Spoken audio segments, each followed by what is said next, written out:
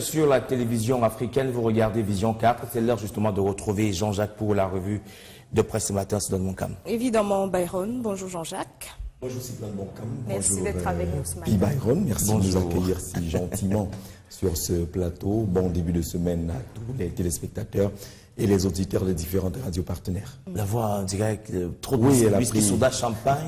Elle a pris quelques coups. Quelques coups. Dieu soit loué, il y a quand même quelque chose qui ressort aujourd'hui. C'était un Oui. peu grave hier. Oui. On a pris un traitement de cheval pour être là. D'ailleurs, tu peux aller faire la revue. Mais bien, Heureusement. on s'est dit que même en murmurant, on a fait cette revue de presse ce matin. D'accord. Sinon, votre week-end, il a été... Pleinement plongé dans les activités communautaires et de développement à Bomban, il faut le dire, pour cette cérémonie de remise des bourses, l'excellence académique aux jeunes bacheliers de tout ce département, 259 au total qui ont bénéficié des bourses permettant justement de subvenir aux frais universitaires. C'est une initiative de la dynamique communautaire du département du Oyon qui a conduit cette dynamique par le ministre Ange-Michel Anguine de la fonction publique. Je pense que de nombreux jeunes frères y étaient, sont repartis avec leur argent liquide pour qu'ils puissent justement accompagner les efforts de leurs parents dans le cadre des inscriptions et autres frais qui sont liés à la vie difficile dans les universités. Je pense que c'est la seconde édition de cette excellence académique-là qui prime ainsi les bacheliers du département du Oyon. Voilà, très belle initiative, voilà. Alors ce matin avec vous, on va prendre le pôle de l'actualité paru en kiosque avec la revue de presse.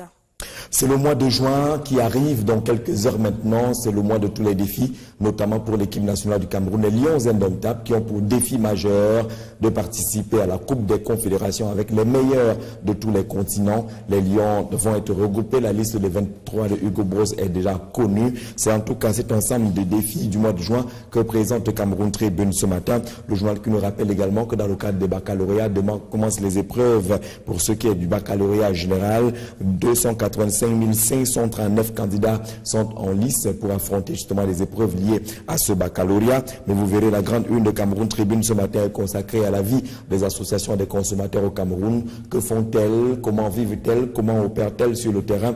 Avec notamment quelques points de critique qui retiennent l'attention de Cameroun Tribune. Halte à la dérive, titre le quotidien à Capitaux Public ce matin, pour indiquer justement que le ministre du Commerce, à la suite de nombreuses plaintes des commerçants et autres, vient de sévir. Il appelle les associations des consommateurs à ne respecter que leurs orientations et leur travail. Beaucoup de ces associations sont devenues sur le terrain des opérations, des structures de collecte de fonds, d'amendes et autres, ne relevant pas justement des missions dévolues aux associations des consommateurs. Il faut donc arrêter cette dérive aujourd'hui, indique Cameroun Tribune, se fondant justement sur la sortie de Luc Magloire-Bargatangana, le ministre du Commerce. Autre sujet intéressant à lire avec Cameroun Tribune ce matin, c'est ce combat entre le respect des us et coutumes, mais également le respect des droits de l'homme. La situation qui fait l'objet du zooming de Cameroun Tribune, c'est la gestion du veuvage et des veuves particulièrement.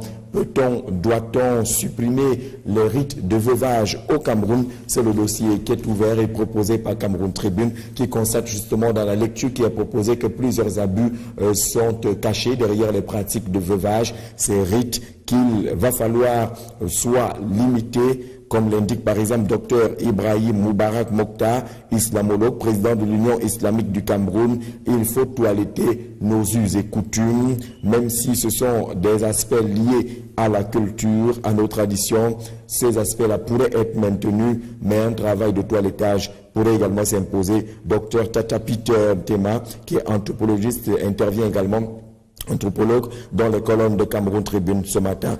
Au nom de la dignité humaine, c'est la griffe proposée par Jean-Francis Bélibi dans le regard de la rédaction concernant justement ces pratiques de veuvage au Cameroun et les problèmes qui seraient liés à l'irrespect de la dignité humaine constatés dans ces différentes pratiques. Les sujets phares de la presse ce matin, c'est notamment ceux liés à la situation de Camgraï et la dernière sortie de ce rapport d'enquête sur la catastrophe ferroviaire des ECA. Mais vous le verrez également, Mutation s'intéresse à des aspects économiques. On a constaté une grande conférence sur les flux financiers illicites viennent de se tenir à Yaoundé avec pour objectif de répondre à une question mondiale par une approche africaine, parce que même les pays africains sont touchés justement par ces affaires de flux financiers illicites. Plus de 4200 milliards de francs CFA, soit l'équivalent de l'aide publique au développement perdue en 9 ans. Comment les multinationales font perdre de l'argent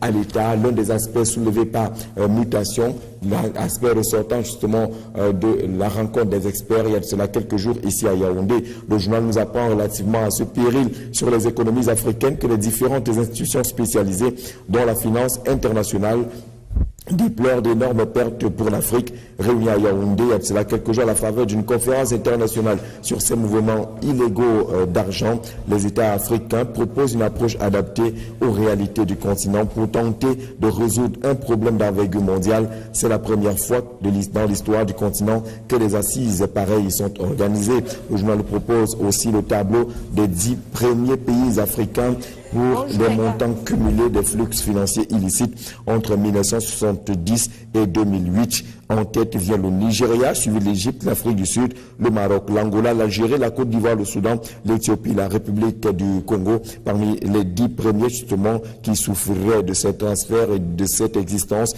des flux financiers illicites entre 1970 et 2008, selon le tableau proposé par notre confrère ce matin, qui appelle également à la lecture des recommandations de Yaoundé derrière justement ce combat mondial aux connotations et aux couleurs africaines, tel que l'indique justement le journal Mutation qui est dans les kiosques ce matin. Autre sujet d'actualité, on vous disait, développé par la presse, le décryptage de quelques lignes du rapport lié à la catastrophe ferroviaire, mais aussi le regard jeté par la presse sur la situation des leaders du consortium anglophone qui sont actuellement gardés dans les prisons. L'affaire a été mise en délibéré parce que le ministère public et autres, les avocats de la défense et le ministère public se sont accordés mercredi pour une mise en liberté sous surveillance judiciaire des prévenus. Nous rappelle le journal L'Anecdote qui est dans les kiosques ce matin en page 5. Justement, le journal nous situe sur ce qui a été exactement dit du côté du tribunal militaire ici à Yaoundé et cette approche qui pourrait certainement conduire à la libération, même sous surveillance judiciaire, des leaders du consortium, indique justement le journal L'Anecdote ce matin, qui s'intéresse aussi à la catastrophe des États, ouvrant justement la réflexion par la vision du journal, signé du directeur de rédaction Xavier Messet. Quelle est la vision justement que L'Anecdote a de ce rapport sur la catastrophe ferroviaire, le rapport d'enquête pour situer les positions? D'abord, le principal responsable Camraï, qui propose également dans la note d'information qui est également proposée et diffusée par le journal L'Anecdote ce matin, la position de Camraï, la situation du gouvernement aussi, mais également cette concession à problème avec des lignes qui n'avaient jamais été prises en compte par la concession qui lie l'État du Cameroun à la compagnie ferroviaire Camraï appartenant au groupe Bolloré. Que peut-on retenir justement des absences de cette concession? À lire dans L'Anecdote ce matin. Les premiers, dit-on, le pouvoir public avait commis l'erreur de céder au groupe Bolloré un patrimoine national sans droit de regard, la suppression des gares villageoises d'intérêt social, la non-rectification d'un tracé ferroviaire centenaire, le non-réajustement des voies ferrées, la non-rallonge du tracé. Rien de tout cela n'avait été posé sur la table lors de la concession, signale également le journal L'Anecdote, derrière le verdict qui est désormais connu, mais également les rapports avec ces différents avenants entre le Cameroun et la compagnie ferroviaire Camraï. La justice dira plus de vérité. C'est un texte spécialement signé de Jacques Bimaï, président directeur général de Cité Affaires, ingénieur diplômé, expert ferroviaire, dans les colonnes également de L'Anecdote, qui appelle justement à la vérité qui pourrait venir de la justice relativement à cette catastrophe ferroviaire des États. Êtes-vous satisfait ou pas? Quelques personnalités répondent également à ces questions dans le dossier proposé par le journal L'Anecdote ce matin. L'essentiel du Cameroun parle également de la catastrophe ferroviaire des États. Camraï accuse à son tour la locomotive tout en acceptant globalement les conclusions de la commission Yang. Camraï conteste certaines conclusions du rapport du 24 mai 2017. Camraï relève que le rapport de la commission semble mettre en cause le matériel roulant neuf fourni en 2014 dans le cadre d'un avis d'appel d'offres internationales pour lequel Camrail confirme qu'un litige est ouvert. Les experts de Camrail avancent l'hypothèse d'une défaillance ou d'un défaut de conception de ce matériel. Dans la lecture proposée justement par l'Essentiel du Cameroun, la position de Camrail est également soulignée. Camrail qui en veut également aux fournisseurs justement de ces différentes voitures qui présentaient des défaillances. Le freinage justement défaillant, Camrail indexe la locomotive du Sud-Africain Green Road. On parle également de dossiers relatifs aux indemnisations, mais surtout quelques points qui peuvent ressembler à l'ordonnance du chef de l'État, notamment la relecture de cette concession entre le Cameroun et la compagnie ferroviaire Camrail. Le dossier est à lire dans l'Essentiel du Cameroun ce matin. Défis actuels parle également de ce rapport. Zoom sur les fautes commises par Edgar Aleme Bengo, le ministre des Transports, René Manuel Sadi, le ministre de l'Administration territoriale, ou André Mamafouda de la Santé publique, principal accusé par le rapport de la commission Philémon Camrail, la société qui conteste quelques points, l'analyse du maître Guy Alain Toungwa, membre du collectif d'avocats de victimes de cette catastrophe ferroviaire des ECA, dans les colonnes de défis actuels ce matin, qui propose en tout cas en termes de responsabilité, ce qui peut revenir comme charge justement à quelques membres du gouvernement, ce qui pourrait également être retenu et pouvant être considéré comme des accusations directement liées ou imputées à ces membres du gouvernement. La nouvelle parle également de cette actualité. Le Messager nous rappelle qu'au-delà de la catastrophe ferroviaire des ECA qui a connu la publication de ce rapport d'enquête, plusieurs autres commissions d'enquête avaient été mises sur pied par notre pays. Le Messager nous parle justement de ces rapports d'enquête jamais publiés dans notre pays. Ces rapports sont nombreux. Le journal parle également, vous allez le voir, du Social Democratic Front qui décide également de mener une enquête sur les bavures policières qui auraient été enregistrées dans le cadre de la crise anglophone. Le journal veut enquêter sur ces bavures policières. Le journal nous rappelle que le SDF veut justement enquêter sur ces différentes bavures policières. L'info dans les kiosques interroge la concession et les avenants entre l'État du Cameroun et Camrail. Dans les kiosques également à partir de Douala, l'info nous parle des vérités qui tétanisent Paul Biya derrière justement ces avenants et cette concession. Beaucoup de choses semblent être ignorées du président de la République et ces choses-là qui tétanisent finalement le chef de l'État, tel que nous l'indique le journal L'Info qui est dans les kiosques ce matin. On parle justement du scandale avec beaucoup d'autres titres ce matin concernant la catastrophe ferroviaire, mais également avec la nouvelle, ces responsables de la catastrophe ferroviaire des ECA en pages 2 et 5. Le journal nous cite également personnalités, personnes et structures qui pourraient également être considérées comme les responsables de cette catastrophe qui a fauché la vie à près de 80 Camerounais avec plus de 500 blessés qui ont été enregistrés. Mais la petite une du journal nous permet justement d'ouvrir une lecture purement politique pendant cette revue de presse. Pourquoi il semble gêner la campagne du président Paul Biya? Le journal cite quelques personnalités proches ou pas du pouvoir, quelques encablures de la présidentielle 2018. De nombreux analystes estiment qu'il ne serait pas judicieux que certaines personnalités militantes du Rassemblement démocratique du peuple camerounais prennent les devants de la scène pour battre campagne pour le président Paul Biya, et ceci sous au regard des casseroles bruyantes que certains d'entre eux traînent dans leur sillage, ou alors l'image parfois négative qu'elles reflètent au sein de l'opinion publique. L'échantillon vaste est proposé par notre confrère ce matin. On le voit, des personnalités de premier rang sur le plan politique aujourd'hui. Certains sont aux affaires, d'autres ont choisi de servir Dieu, entre guillemets, mais qui seraient justement des mauvais pions pour le président Paul Biya. A contrario, le journal affiche également des jokers sur lesquels Paul Biya peut compter.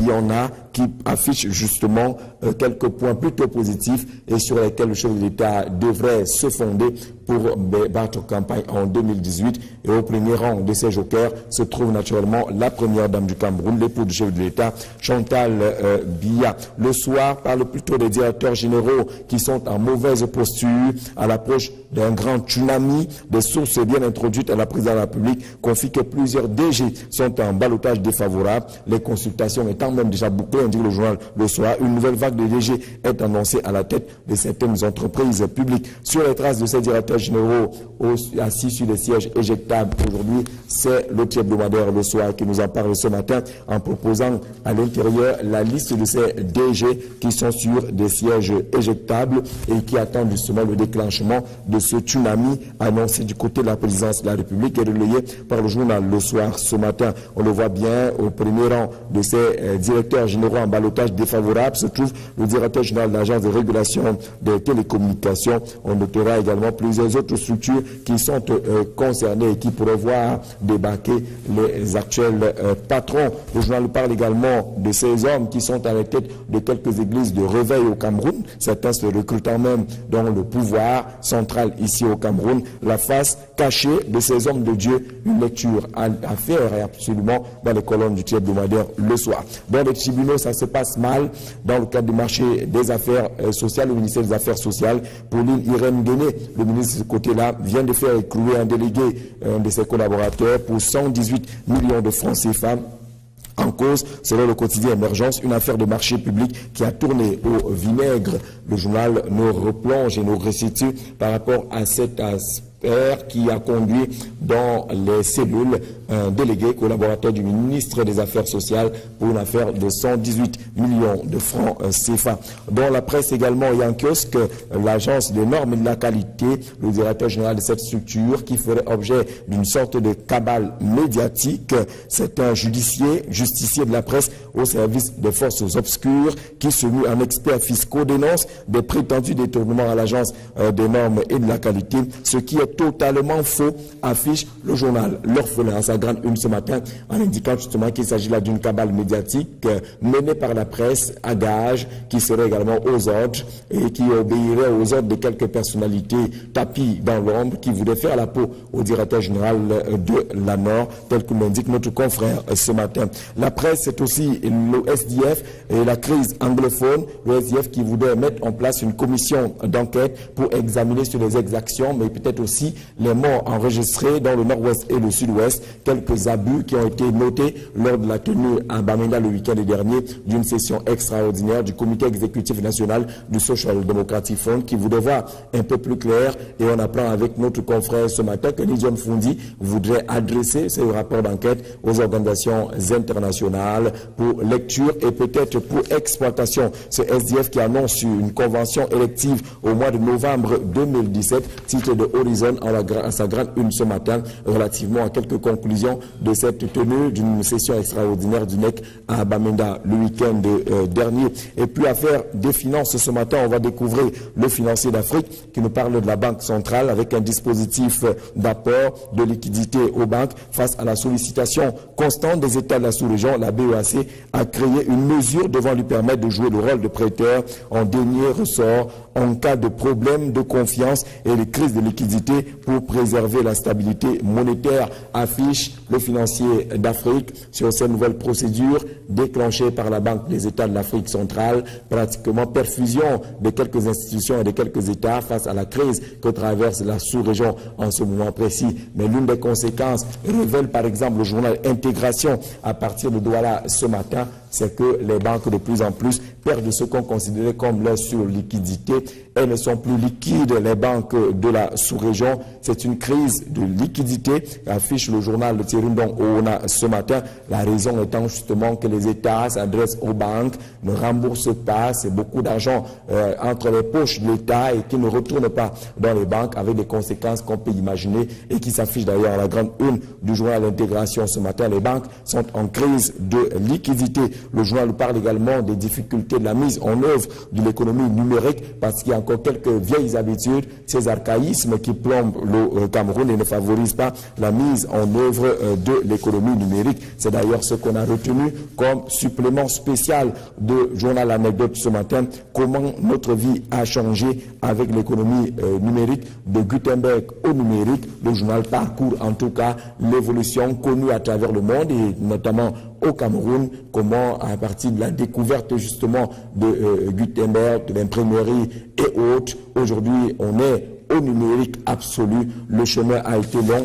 Comment les Camerounais vivent ces mutations. Le mode opératoire est signalé par notre confrère. Il y a l'évolution, notamment le biais électronique qui est déjà connu, des témoignages des acteurs numériques également proposés par le supplément spécial de l'anecdote qui est dans les kiosques ce matin, comme vous le savez. On va terminer avec l'Indépendant qui nous parle de ce scandale managérial du côté de Camerco où quelques actes de vente seraient enregistrés de ce côté-là, entre guillemets, des contrats qui seraient passés avec Ethiopian Airlines et qui compliqueraient en tout cas la vie désormais de cette compagnie aérienne nationale du Cameroun qui connaît déjà des problèmes. Camerco vendu à Ethiopian Airlines, et indique le journal ce matin avec quelques facts similés pour justifier justement le choix de ce titre et de cette information. Dans les kiosques aussi, Éco-Santé à partir de Douala qui nous parle du centre de santé la Miséricorde du côté d'Union Ekele qui se situerait comme le grand oublié de la catastrophe ferroviaire des Écarts.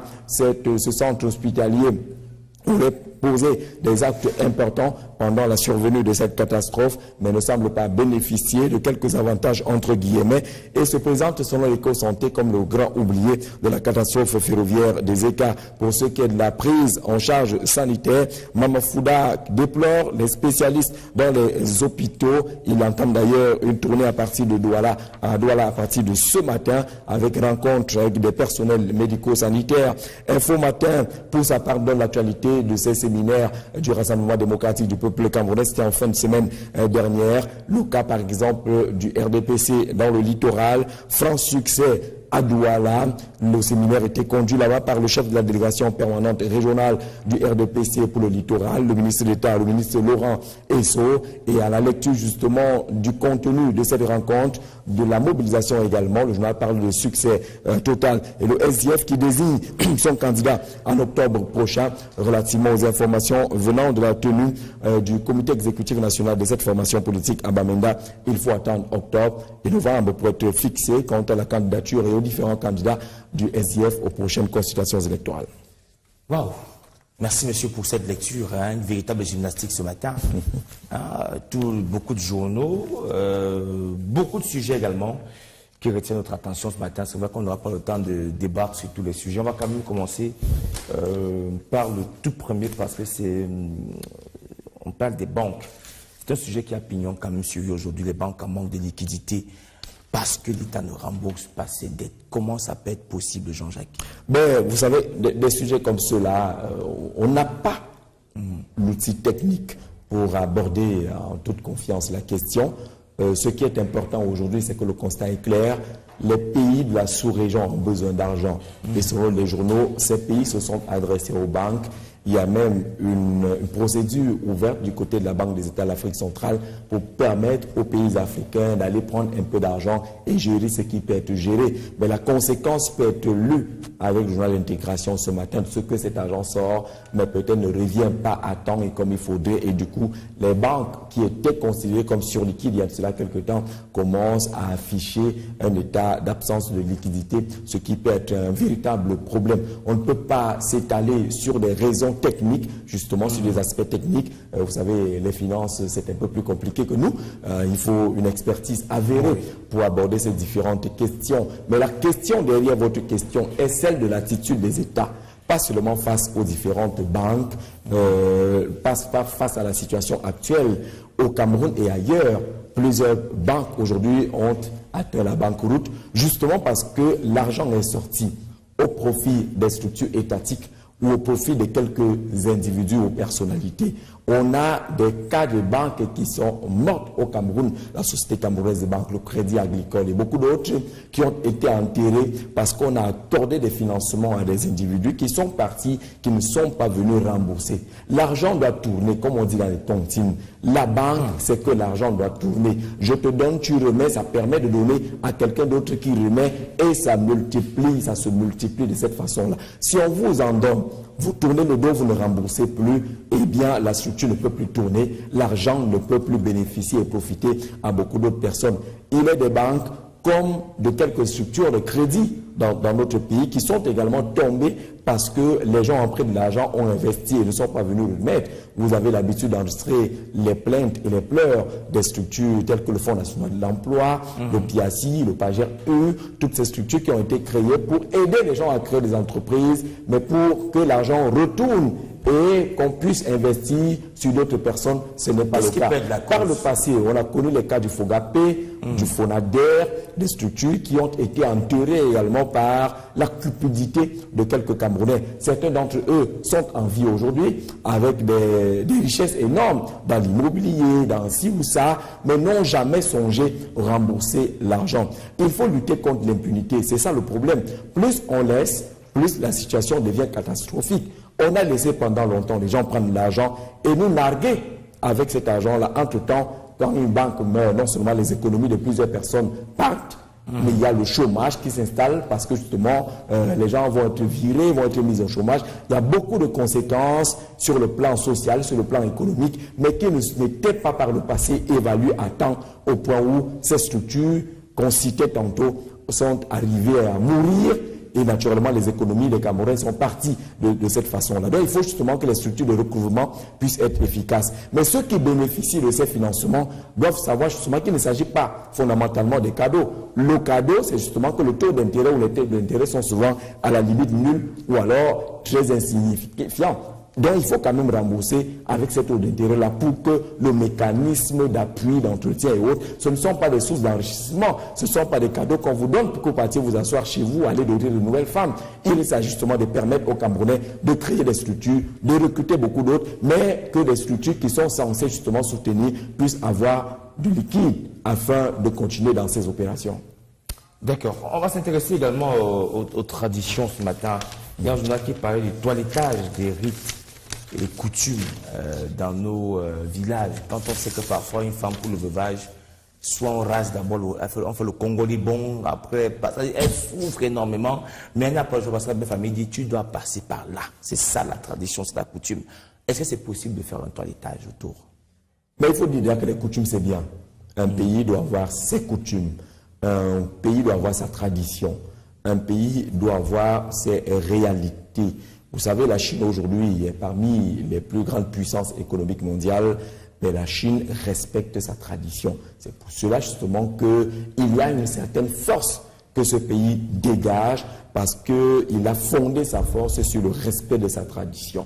Aujourd'hui, on vante tous la méthode chinoise, la médecine chinoise, et ainsi de suite, ainsi de suite. On n'a pas tout vendangé. Sauf que dans ce respect des coutumes et des traditions, il y en a quand même qui méritent d'être toilettés. C'est important. Les rites de veuvage et autres, c'est bien pour notre culture de vivre tout cela. Mais les abus se sont incrustés. Les gens utilisent les périodes de veuvage pour mener parfois des actions de vengeance. Vous voyez comment on torture une veuve qui était seule à accompagner son mari pendant la souffrance, seule à subir avec son mari, mais lorsque celui-ci s'en va, sortent de l'ombre justement les belles-sœurs et autres qui en avaient pratiquement, qui en voulaient à cette femme et qui profitent justement de cette exposition, de cette fragilité pour porter des coups dangereux. Il y a des femmes qui ne se relèvent pas des pratiques de veuvage parce qu'il y en a qui dosent encore un peu plus de sorcellerie au-delà de la violence. Il y a d'autres pratiques qui sont introduites pendant les rites de veuvage au point où vous voyez une veuve devenir folle après. Une veuve ne plus se contrôler, une veuve ne plus pouvoir se relancer dans la vie. Parce qu'il faut penser également à l'avenir de la veuve qui peut se passer par un autre mariage parce que le droit indique justement que le mariage meurt avec la disparition de l'un des conjoints. C'est le droit qui le dit. C'est toujours possible de fonder, de se refaire une vie. Il ne faut pas condamner les gens parce qu'on a perdu un même conjoint devant Dieu, c'est ça. à un moment donné. Même devant Dieu. Merci Byron d'ajouter tout cela. Ouais. Donc il y en a malheureusement qui sortent de cette période de veuvage avec des séquelles qui tuent pratiquement tout votre avenir. Soit ils deviennent toc-toc, soit les enfants deviennent bizarres, ils ne réussissent plus à l'école, ainsi de suite. Au-delà, je le dis bien, des pratiques violentes qu'on peut imaginer pendant ces pratiques de veuvage. Le piment qu'on vous met dans les yeux, le piment qu'on fait dans le sexe. Oui, il y en a qui vous frottent le piment au niveau des organes génitaux. pendant cette pratique de veuvage. À quoi ça sert? On vous roule dans une boue pimentée, on vous frotte une boue chaude. Il y a beaucoup de choses qui sont faites. On vous fouette, et d'autres vont même plus loin. Vous marchez sur des kilomètres à genoux, les cailloux fendent vos genoux, ainsi de suite, ainsi de suite. Donc, il y a beaucoup de pratiques autour du veuvage qui ne sont pas des pratiques humaines, parce qu'il ne faut pas que la tradition franchisse les limites de la dignité humaine. Moi, même dans nos traditions. Oui, il y en a qui refusent. Il y en a qui refusent parce que justement, soupçonnant que ce qui va se passer là va être une catastrophe. Il y a des parents qui arrivent et disent que vous ne touchez pas mon enfant. Chez nous, on le fait souvent aussi. C'est pas qu'on est forcément des rebelles vis-à-vis de la tradition, mais que lorsqu'on présente, on ressent quand même qu'ici, là, il y a des gens qui veulent faire des choses pas possibles. On dit stop. Il faut le faire. Je pense aujourd'hui que les traditions ont besoin d'exister, mais ont davantage besoin d'être encadrées pour limiter les abus, pour limiter les coups bas qui se passent pendant ces cérémonies de veuvage. Oui, c'est une scène. Il y a des films qui ont été tournés, des documentaires autour du veuvage, qui ont déclenché la condamnation venant des institutions internationales. Il y a des choses qu'il faut protéger, il y a des choses qu'il faut combattre. C'est important. On ne peut pas aller vers la modernisation avec ce qui nous tire vers l'arrière. On ne peut pas aller vers la construction de la citoyenneté, la dignité humaine, avec justement des pratiques qui tuent cette dignité humaine. La veuve ou les veufs sont des gens qui ont suffisamment souffert pendant la période de maladie et autres jusqu'au décès. Il ne faut pas qu'on en rajoute lorsque justement on arrive à ces pratiques-là. Notamment les pratiques de veuvage. Vous avez vu maintenant les femmes, une fois qu'elles préfèrent faire son veuvage seule. Elle veut dire que dans ma famille, on peut bien le faire, donc vraiment ne me touchez pas. Elle choisit de mettre sa robe blanche ou sa robe noire ou la robe bleue et elle décide aussi d'enlever. Même s'il y a des femmes qui exagèrent pendant cette période de veuvage-là.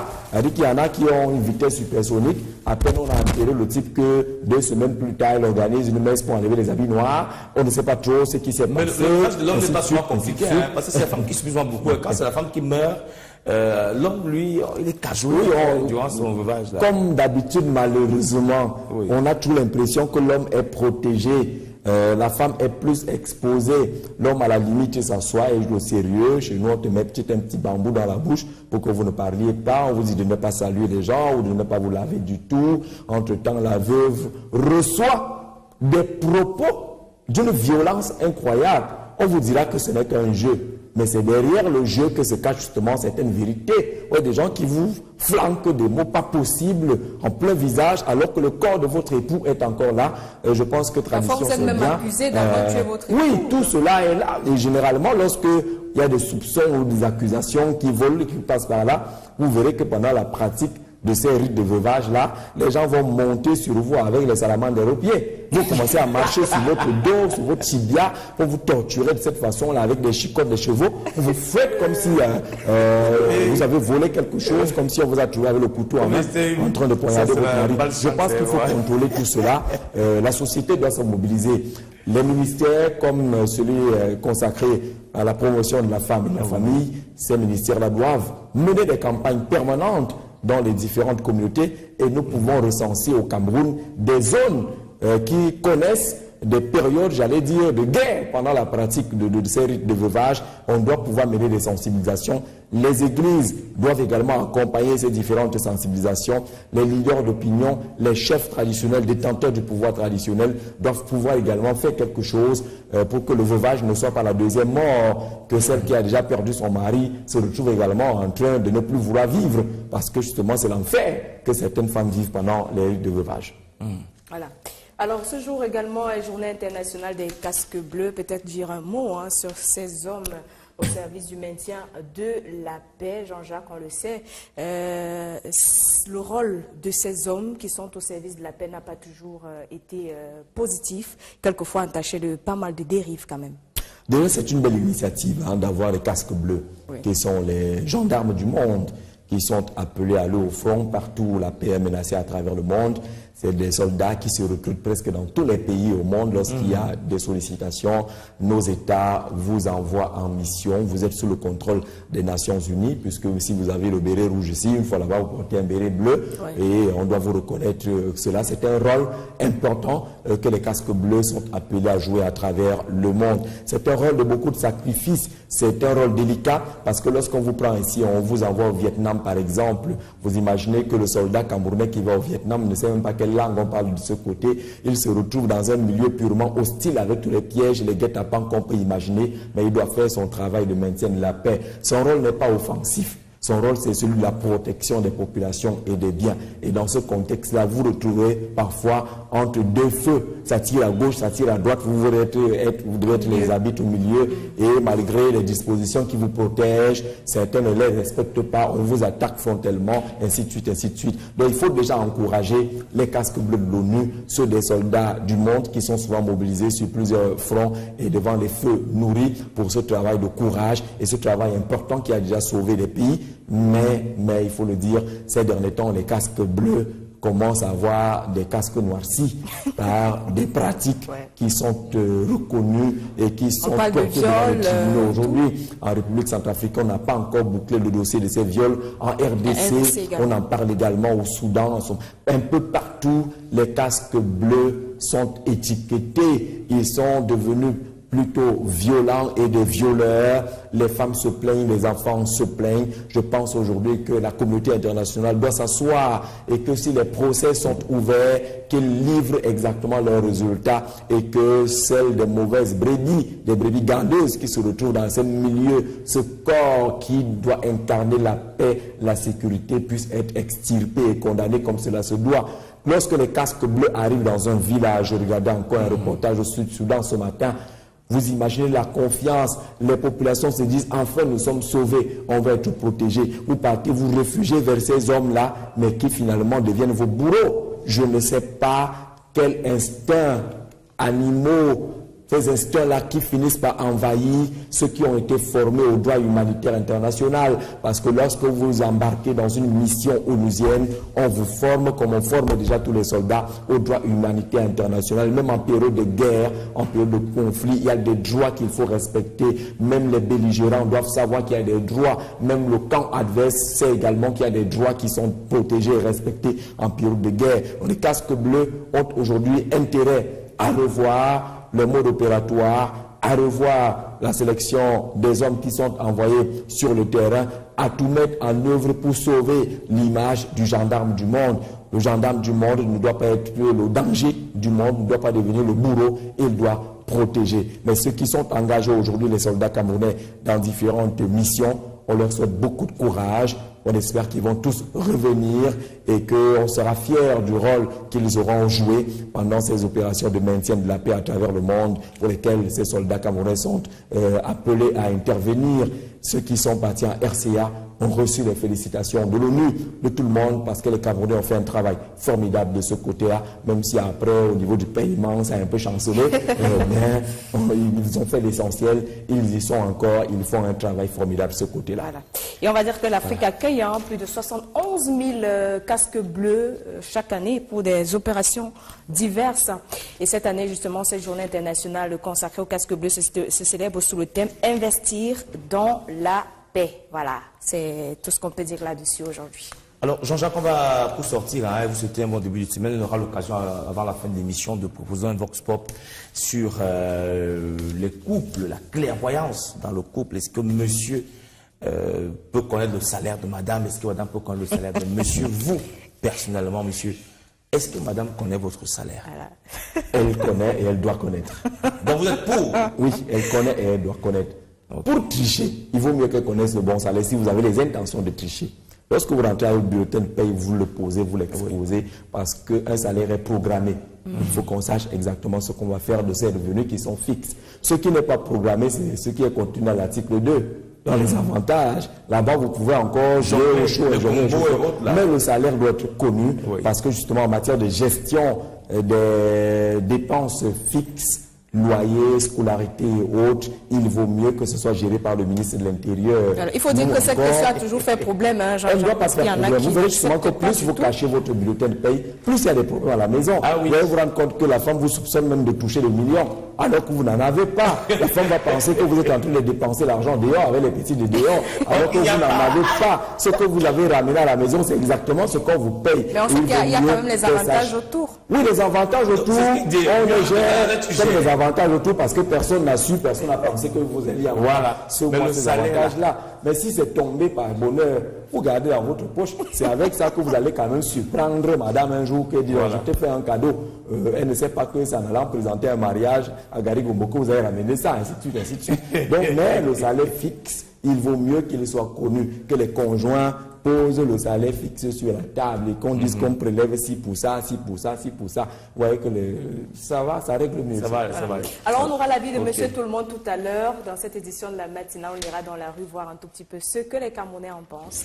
Faut-il dévoiler le montant de son salaire? En tout cas, je suis d'accord avec Jean-Jacques. On verra ça tout à l'heure. Merci monsieur d'être passé sur le plateau. Merci de nous avoir accueillis. On vous souhaite un très bon lundi. Récupérez votre voix. Et puis revenez-nous demain. Voilà. Ok, merci.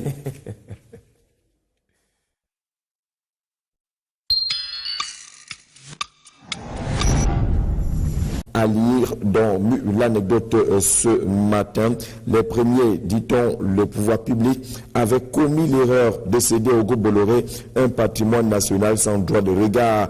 La suppression des gares villageoises d'intérêt social, la non-rectification d'un tracé ferroviaire centenaire, le non-réajustement des voies ferrées, la non-rallonge du tracé, rien de tout cela n'avait été posé sur la table lors de la concession, signale également le journal L'Anecdote, derrière le verdict qui est désormais connu, mais également les rapports avec ces différents avenants entre le Cameroun et la compagnie ferroviaire Camrail. La justice dira plus de vérité. C'est un texte spécialement signé de Jacques Bimaï, président directeur général de Citra Affaires, ingénieur diplômé, expert ferroviaire, dans les colonnes également de l'anecdote, qui appelle justement à la vérité qui pourrait venir de la justice relativement à cette catastrophe ferroviaire des États. Êtes-vous satisfait ou pas? Quelques personnalités répondent également à ces questions dans le dossier proposé par le journal Anecdote ce matin. L'essentiel du Cameroun parle également de la catastrophe ferroviaire des États. Camrail accuse à son tour la locomotive tout en acceptant globalement les conclusions de la commission Yang. Camrail conteste certaines conclusions du rapport du 24 mai 2017. Camrail relève que le rapport de la commission semble mettre en cause le matériel roulant neuf fourni en 2014 dans le cadre d'un avis d'appel d'offres international pour lequel Camrail confirme qu'un litige est ouvert. Les experts de Camrail avancent l'hypothèse d'une défaillance ou d'un défaut de conception de ce matériel. Dans la lecture proposée justement par l'essentiel du Cameroun, la position de Camrail est également soulignée. Camrail qui en veut également aux fournisseurs justement de ces différentes voitures qui présentaient des défaillances. Le freinage justement défaillant, Camrail indexe la locomotive du sud-africain Green Road. On parle également dossiers relatifs aux indemnisations, mais surtout quelques points qui peuvent ressembler à l'ordonnance du chef de l'État, notamment la relecture de cette concession entre le Cameroun et la compagnie ferroviaire Camrail. Le dossier est à lire dans l'essentiel du Cameroun ce matin. Défis actuels parlent également de ce rapport. Zoom sur les fautes commises par Edgar Aleme Bengo, le ministre des Transports, René Manuel Sadi, le ministre de l'Administration territoriale, ou André Mamafouda de la Santé publique, principal accusé par le rapport de la commission Philémon Camrail, la société qui conteste quelques points, l'analyse du maître Guy Alain Toungwa, membre du collectif d'avocats de victimes de cette catastrophe ferroviaire des États, dont les colonnes de défis actuels à la suite de nombreuses plaintes des commerçants et autres viennent de sévir. Il appelle les associations des consommateurs à ne respecter que leurs orientations et leur travail. Beaucoup de ces associations sont devenues sur le terrain des opérations et des structures de collecte de fonds, d'amendes et autres, ne relevant pas justement des missions dévolues aux associations des consommateurs. Il faut donc arrêter cette dérive aujourd'hui, indique Cameroun Tribune, se fondant justement sur la sortie de Luc Magloire Tangana, le ministre du Commerce. Autre sujet intéressant à lire avec Cameroun Tribune ce matin, c'est ce combat entre le respect des us et coutumes, mais également le respect des droits de l'homme. La situation qui fait l'objet du zooming de Cameroun Tribune, c'est la gestion du veuvage et des veuves particulièrement. Doit-on supprimer les rites de veuvage au Cameroun? C'est le dossier qui est ouvert et proposé par Cameroun Tribune, qui constate justement dans la lecture qui est proposée que plusieurs abus sont cachés derrière les pratiques de veuvage. Ces rites qu'il va falloir soit limités, comme l'indique par exemple Dr Ibrahim Moubarak Mokhtar, islamologue, président de l'Union islamique du Cameroun. Il faut toiletter nos us et coutumes, même si ce sont des aspects liés à la culture, à nos traditions. Ces aspects-là pourraient être maintenus, mais un travail de toilettage pourrait également s'imposer. Dr Tata Peter Tema, qui est anthropologiste, intervient également, anthropologue, dans les colonnes de Cameroun Tribune ce matin. Au nom de la dignité humaine, c'est la griffe proposée par Jean-Francis Bélibi dans le regard de la rédaction concernant justement ces pratiques de veuvage au Cameroun et les problèmes qui seraient liés à l'irrespect de la dignité humaine constatés dans ces différentes pratiques. Les sujets phares de la presse ce matin, c'est notamment ceux liés à la situation de Camgraï et la dernière sortie de ce rapport d'enquête sur la catastrophe ferroviaire des États. Mais vous le verrez également, Mutation s'intéresse à des aspects économiques. On a constaté une grande conférence sur les flux financiers illicites viennent de se tenir à Yaoundé avec pour objectif de répondre à une question mondiale par une approche africaine, parce que même les pays africains sont touchés justement par ces affaires de flux financiers illicites. Plus de 4200 milliards de francs CFA, soit l'équivalent de l'aide publique au développement perdue en 9 ans. Comment les multinationales font perdre de l'argent à l'État? L'un des aspects soulevés par Mutation, l'aspect ressortant justement de la rencontre des experts il y a de cela quelques jours ici à Yaoundé. Le journal nous apprend relativement à ce péril sur les économies africaines que les différentes institutions spécialisées dans la finance internationale déplore d'énormes pertes pour l'Afrique. Réunis à Yaoundé, il y a de cela quelques jours à la faveur d'une conférence internationale sur ces mouvements illégaux d'argent, les États africains proposent une approche adaptée aux réalités du continent pour tenter de résoudre un problème d'envergure mondiale. C'est la première fois dans l'histoire du continent que des assises pareilles sont organisées. Le journal propose aussi le tableau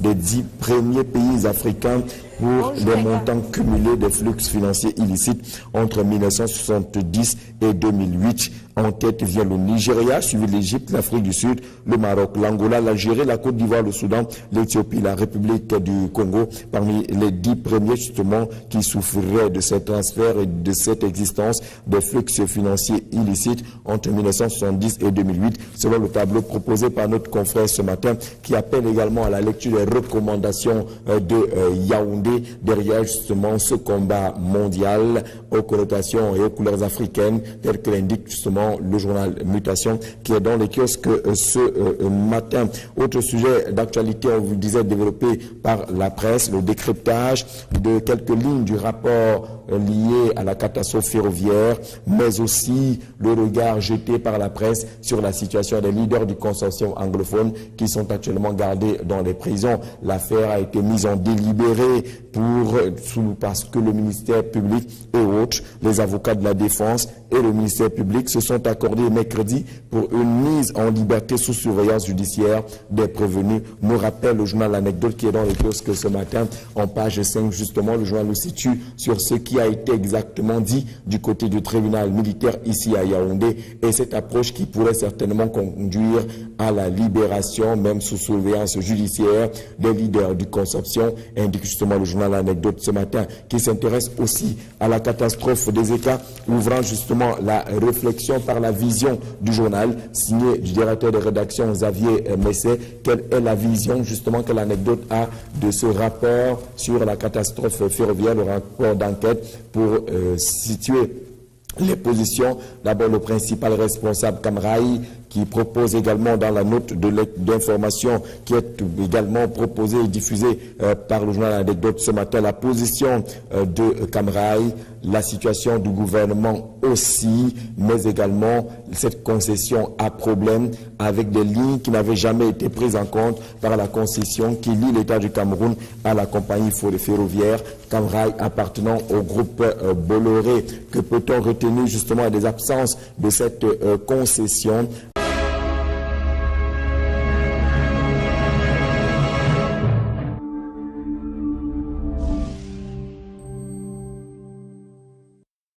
Sur la télévision africaine, vous regardez Vision 4. C'est l'heure justement de retrouver Jean-Jacques pour la revue de presse ce matin sur Moncam. Évidemment, Byron. Bonjour Jean-Jacques. Bonjour Cyprien Moncam. Merci d'être avec nous ce matin. Byron, merci Bonjour. de nous accueillir si gentiment sur ce plateau. Bon début de semaine à tous les téléspectateurs et les auditeurs des différentes radios partenaires. La voix en direct, trop de whisky, soda, champagne. Elle a pris quelques coups. Dieu soit loué, il y a quand même quelque chose qui ressort aujourd'hui. C'était un peu grave hier. Oui. On a pris un traitement de cheval pour être là. D'ailleurs, tu peux aller faire la revue. Mais heureusement, on s'est dit que même en murmurant, on a fait cette revue de presse ce matin. D'accord. Sinon, votre week-end, il a été pleinement plongé dans les activités communautaires de développement à Bomban, il faut le dire, pour cette cérémonie de remise des bourses, l'excellence académique aux jeunes bacheliers de tout ce département, 259 au total qui ont bénéficié des bourses permettant justement de subvenir aux frais universitaires.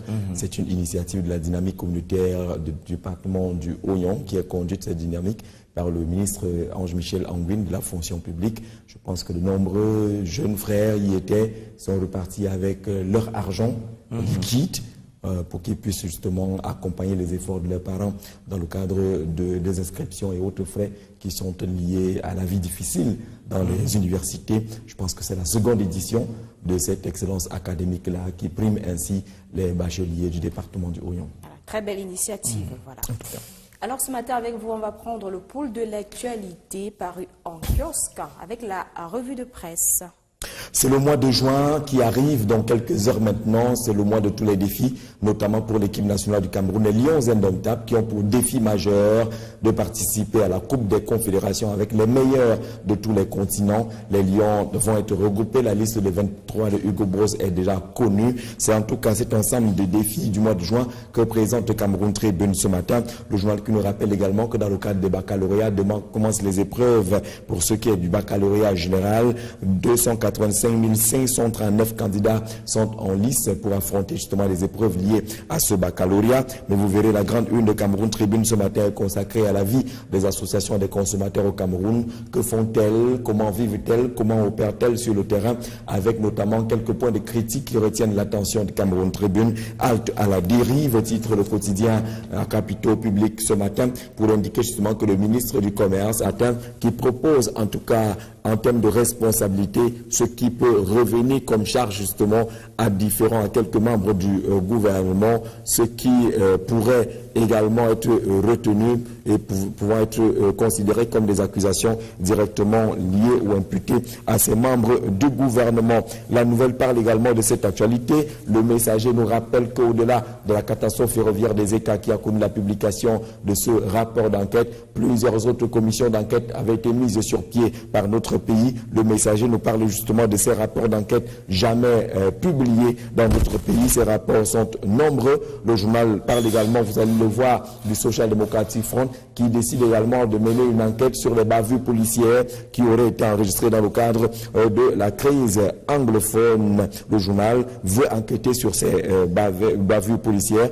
Le journal nous rappelle que le SDF veut justement enquêter sur ces différentes bavures policières. L'info dans les kiosques interroge la concession et les avenants entre l'État du Cameroun et Camrail. Dans les kiosques également à partir de Douala, l'info nous parle des vérités qui tétanisent Paul Biya derrière justement ces avenants et cette concession. Beaucoup de choses semblent être ignorées du président de la République et ces choses-là qui tétanisent finalement le chef de l'État, tel que nous l'indique le journal L'Info qui est dans les kiosques ce matin. On parle justement du scandale avec beaucoup d'autres titres ce matin concernant la catastrophe ferroviaire, mais également avec la nouvelle, ces responsables de la catastrophe ferroviaire des ECA en pages 2 et 5. Le journal nous cite également personnalités, personnes et structures qui pourraient également être considérées comme les responsables de cette catastrophe qui a fauché la vie à près de 80 Camerounais avec plus de 500 blessés qui ont été enregistrés.